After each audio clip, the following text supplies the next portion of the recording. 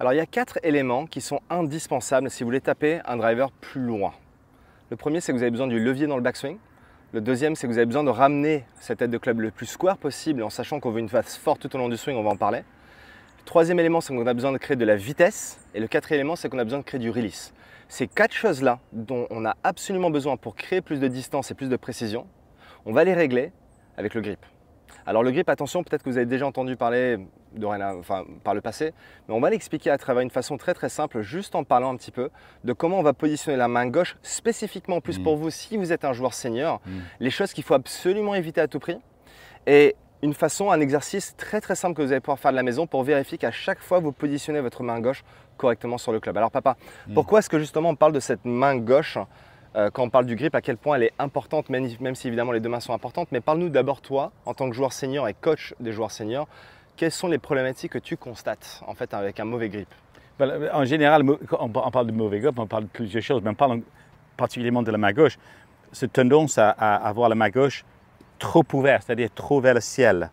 On le voit, ça c'est on a un grip faible. J'adore le mot faible parce qu'on a l'impression de patiner le club. Et c'est incroyable le nombre de gens qui tiennent le club, par exemple, comme ça. Et ça, c'est encore en position faible. Position faible ici fait que la tête du club va avoir une tendance à être ouvert à l'impact. Si le club est ouvert à l'impact, après, il y a des conséquences. On va dire, le balle va partir à droite, donc il faut que je vise à gauche, ou il faut que j'essaie de fermer le club trop tôt. Donc, on va perdre en vitesse aussi. Donc, l'importance cruciale, main gauche doit être en position plutôt fort. Donc, plus vers ici, Louis va vous expliquer, plus qu'en position faible.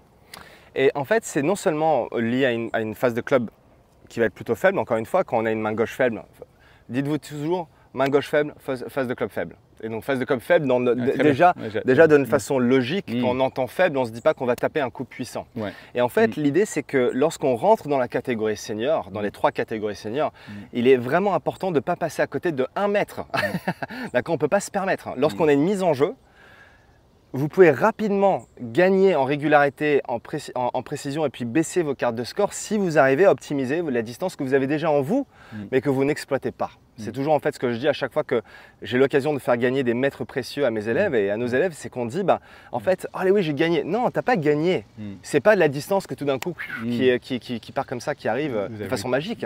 C'est qu'en fait, on exploite quelque chose que vous avez déjà en vous. Alors, vous récupérez absolument. Alors, quand on a une main gauche faible, ce qui se passe aussi quand on a le club qui est trop dans la pomme, c'est qu'on n'a pas la capacité d'utiliser les poignets correctement. Vous voyez, en fait, si tout simplement j'essaye de armer les poignets vers le haut, vous voyez bien que c'est très compliqué. Évidemment, j'exagère pour le but de cette vidéo, mais plus le club est dans la pomme, et moins je peux armer, donc moins je peux utiliser ces leviers-là, vous voyez, les mains, de cette façon-là. Et en fait, ça, on en a besoin dans le backswing pour créer du levier, on a besoin en retour pour ramener la phase de club correctement, créer du release, vous voyez les poignets, comment on les travaille là dans le swing.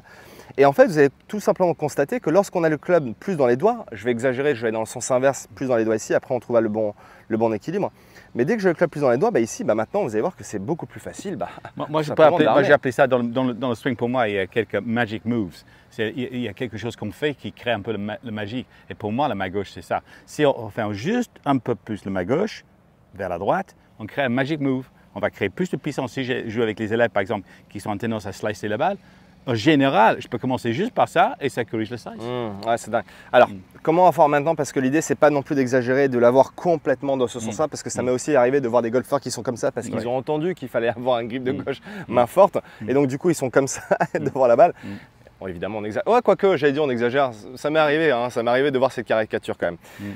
Voici un exercice tout simple que vous pouvez faire depuis chez vous. Vous avez juste besoin de prendre votre club de golf. Suivez-nous en action et on va vous montrer comment placer la main gauche rapidement sur le club parfaitement à chaque fois. Si aujourd'hui vous êtes un joueur senior, sachez qu'avec mon papa, on a développé un système de swing, une méthode de coaching qui répond réellement aux problématiques que vous seul connaissez en tant que joueur senior, en prenant en compte les 3 différents types de catégories seniors qui existent parce que dépendant de votre catégorie, votre swing et vos sensations vont être très différentes. Et donc du coup, ce qu'on voulait faire, c'est de vous inviter à découvrir ce que nous considérons être les 3 piliers indispensables pour jouer votre meilleur golf, peu importe votre âge. Pour découvrir ces 3 piliers, vous avez juste besoin de cliquer sur le lien qui se trouve juste en dessous de cette vidéo et on vous dit tout. Alors pour l'exercice suivant, vous allez prendre votre driver en main et vous allez imaginer que le grip travaille de cette façon-là.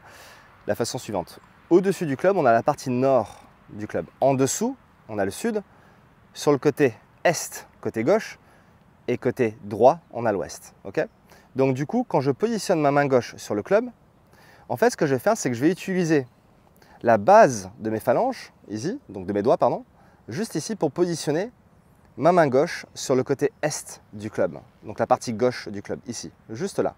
Et vous voyez que quand je fais ça, et d'ailleurs je peux positionner le club un peu en l'air aussi pour avoir plus de facilité, je positionne juste la base des doigts ici, sur la partie est du club, et ensuite je referme les doigts, et là j'enroule maintenant le club avec la main gauche. Et automatiquement quand je fais ça, vous allez voir que quand je me positionne de face, je vois 3 phalanges quand je suis devant moi. Vous voyez? Quand je pose le club, je vois maintenant 2 phalanges, ce qui est tout à fait normal parce qu'il y a une vue optique quand j'ai le club en l'air, où là je vois plus de phalanges que lorsque j'ai le club qui est au sol. Donc là maintenant j'ai au sol, j'ai 2 phalanges, je sens que le grip est confortablement dans les doigts et je sens aussi papa que vraiment là quand on l'a dans les doigts, on se sent plus puissant déjà. Quand on l'a ici, plutôt que quand on l'a là, tout de suite on est dans une position, on se dit ah ouais là le club il est ok, je le sens bien dans les mains. Donc un autre checkpoint quand vous l'avez correctement dans les doigts papa, c'est lorsqu'on tient le club en l'air comme ça, en fait mon père va enlever les 3 doigts qui se trouvent en dessous du club et en fait vous allez voir qu'il arrive à tenir le club simplement avec l'index et cette partie de la paume de la main. Vous voyez, là, il arrive à enlever le pouce et les 3 doigts. Et ça, vous allez voir que immédiatement, lorsque vous avez la capacité de faire ça, je vous promets que votre main gauche est positionnée d'une façon beaucoup plus correcte sur le club pour vous permettre d'avoir justement ces 4 points qu'on a évoqués. Oui, et justement, si je le tiens trop là, sous le pouce, et je le fais, j'ai beaucoup plus de mal à le faire. On sent qu'en fait, on sent que le club est lourd, et en fait, on sent que la tête de club a envie d'aller vers le bas. Exactement. Donc, là, ouais. Et là, oui. Et ça, papa, c'est même quelque chose sur le parcours. Tu sais, lorsqu'on attend, vous voyez, comme une journée de tournage comme aujourd'hui, où on est en train de faire plein de contenus vidéo, et d'ailleurs spécifiquement, et c'est pour ça que je suis content que mon père soit là pour les golfeurs seniors. Pourquoi je joue les noirs? Bah après, on ira là-bas, t'inquiète pas. C'est gentil. C'est marrant parce que pour les vidéos, tu veux jouer des noirs, mais quand on joue ensemble en match play, tu veux jouer des jaunes. Bon, bref. Alors, pour en revenir justement sur le parcours. En fait, ce qui est intéressant, c'est que lorsqu'on est dans une situation comme aujourd'hui où de temps en temps, voilà, on attend entre 2 prises et que juste le fait de prendre le club dans les mains, et en fait, on prend le club et papa, tu donnais un super point de repère. Tu disais que toi, tu aimes bien le commencer à côté de toi. Alors moi, je constate tout simplement que si je prends le club en main, c'est plus facile. Si je mets la tête du club à gauche de mon pied gauche et je prends le club dans la main gauche à gauche de moi. Hein? Parce que, imagine, j'exagère, si je mets le club là, j'essaie de le faire, j'ai envie d'avoir un grip donc plutôt là, voilà, là, et là, j'ai envie d'avoir la main gauche un peu plus là. Bah, donc ça vous encourage en fait. Cette fameuse analogie de tenir, en fait, tenir comme si on tenait une valise en fait à côté de soi et tout d'un coup, voilà, on a tout de suite le club un peu plus dans les doigts. Et l'autre chose, papa, c'est que quand on attend un petit peu dans une partie de golf, ben aussi, lorsque c'est pas notre tour de jouer, on peut le prendre dans la main gauche et juste s'amuser à le lever et en fait à enlever les 3 doigts. Et ça peut juste être un checkpoint sur le parcours. Pour vous mettre en confiance.